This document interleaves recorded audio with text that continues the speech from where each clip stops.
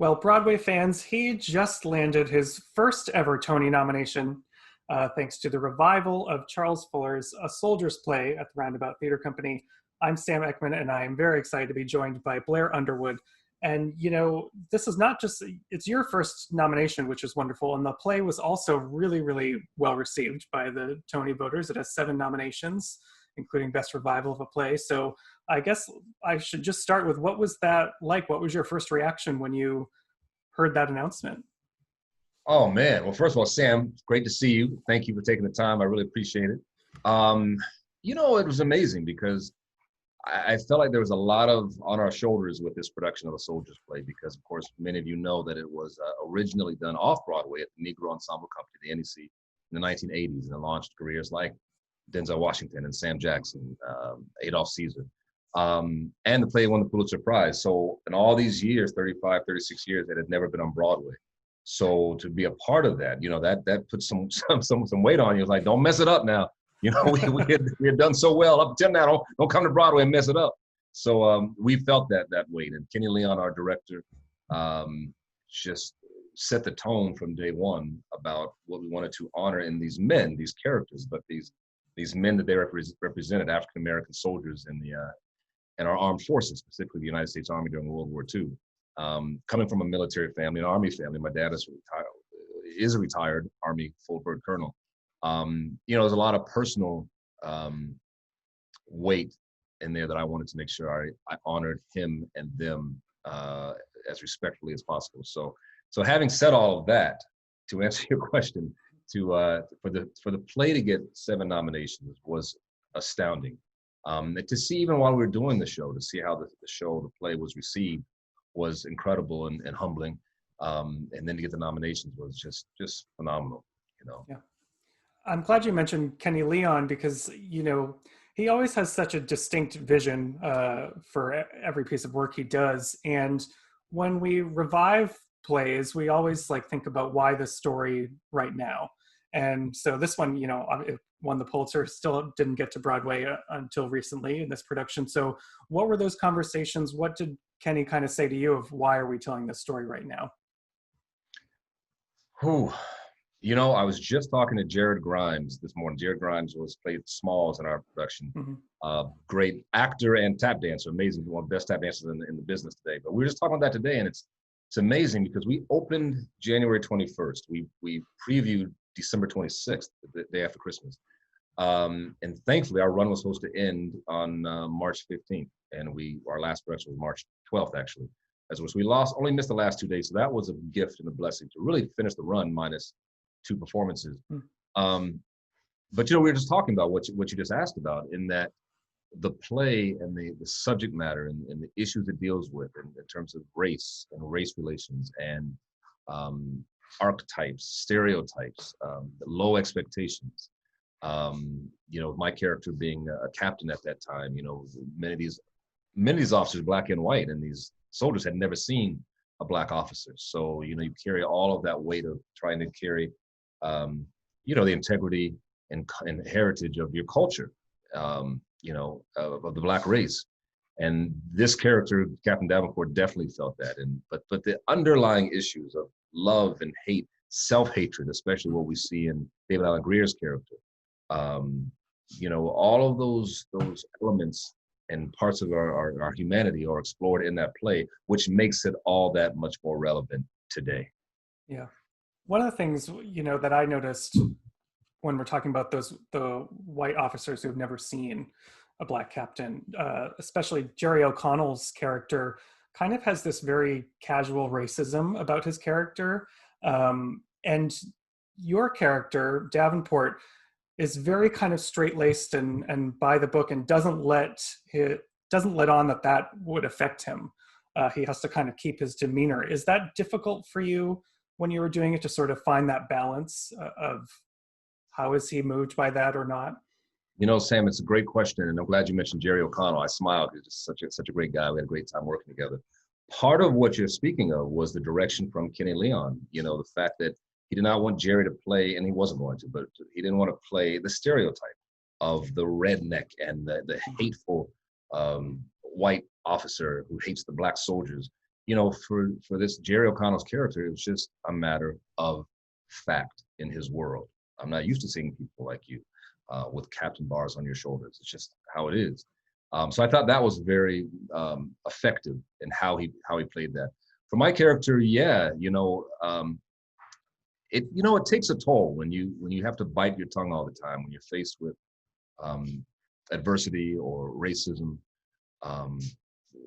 What is it? The racism of low expectations, all of those things when you have to prove yourself over and over and over again.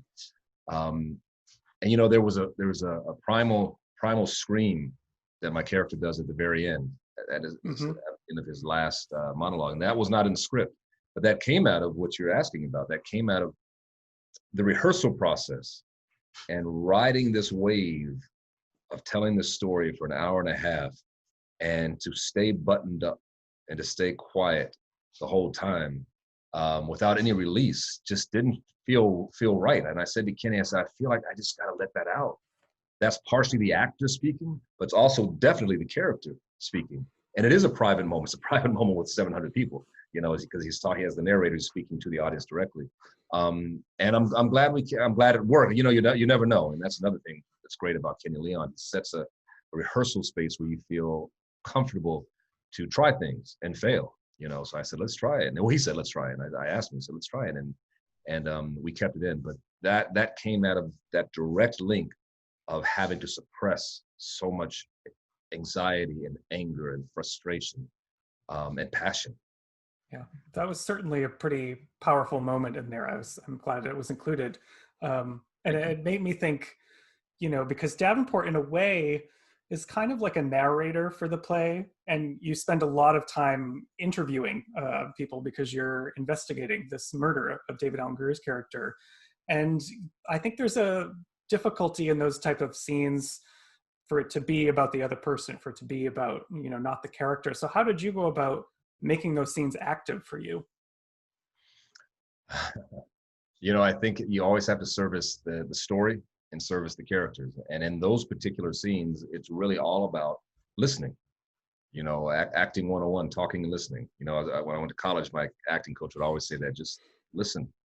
And that's the best thing you can do without trying to. It's not about it's not about Davenport's scene when he's gathering the information so he can put the case together. The times you get to see a peek into who he is are those times, those 3 monologues he has when he's speaking directly to breaks the fourth wall and he's speaking directly to the audience. And you get to, initially when the first monologue, he's very calm, cool, smoking a cigarette. It's almost like I saw him in my mind, like in the backyard barbecue. I thought about my dad as an officer when I was a kid, just, not to play the uniform, but to have this man who's wearing a uniform. Then you see the humanity within that person. And that's kind of what I wanted to see. But yet and still you saw the man who was an officer. And then the second monologue, he's getting dressed at the top of the second act and he's having a conversation. By the third monologue, we've really dismantled his psyche, his psychology, his humanity, and the emotions are just bubbling up to the surface. You mentioned your dad, and I know he was in the military, so you grew up on military bases. Oh yeah. So it seems like you are primed for this role, really, from a young age. What do you think that kind of perspective? How did that prepare you for this? Well, for one, I don't know, Sam, if you have military friends or family members or not, but there's people who have been trained in the military as soldiers. There's a certain very specific, what they call a military bearing, how you walk, how you talk, how you salute, how you interact, how you engage with people. It's a subtle but very specific, unique trait. And I think, just in terms of wearing this type of psychology and this type of character like my dad, having grown up around that, there was definitely an intrinsic understanding of what that military bearing is. So that was not so much the most important or pressing work to do. The pressing work was to fill that man and that human being and that character and those heart and passion and emotions inside of that envelope that is the military, the man in the military, the officer in the military bearing of itself. But that definitely came directly from my father. And he came to opening night, I believe. Yeah. What was that experience like? What did he think of the show? Oh, it was great. It was great. He smiled a lot. He said, he said that's one of the snappiest salutes I've ever seen. 'Cause I made sure I was like rock solid. And then of course he had a little tweaks. So I had my hand too straight. So you want to bend that just a little bit, like a cup. You know, he had his notes. He had to give his notes, which I received and adjusted accordingly. Mm-hmm.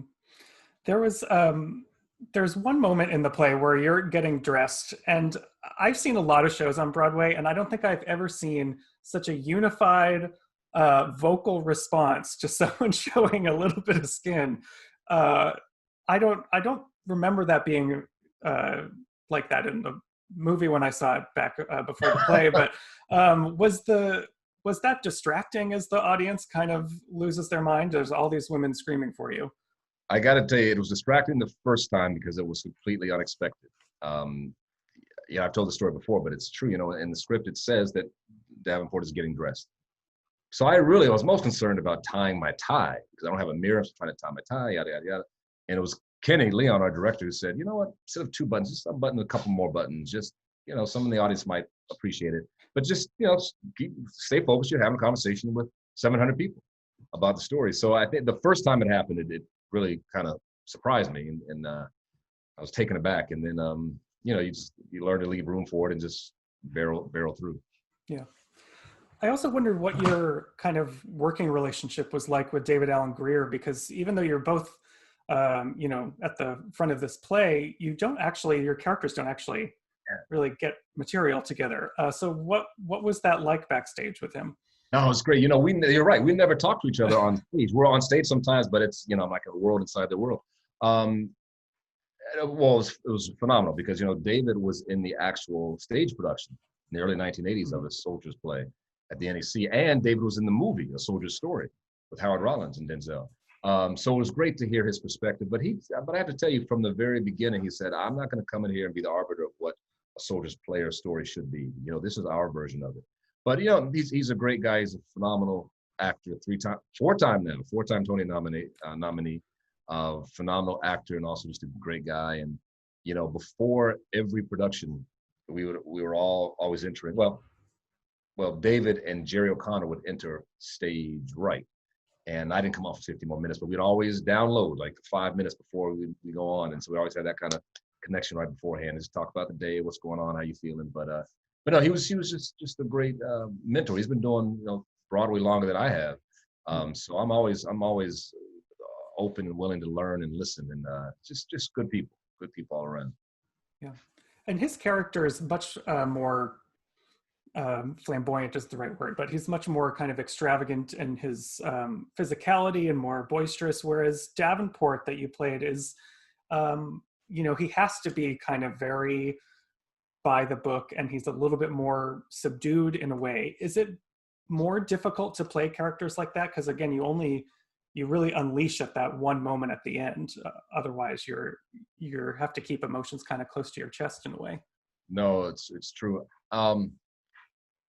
I don't know. In general, it is. You know, it's. I guess it was difficult because that's why I said I need that release at the end, because it really just kind of just eats you up if you're really dialed into taking that ride from beginning of the play to the end.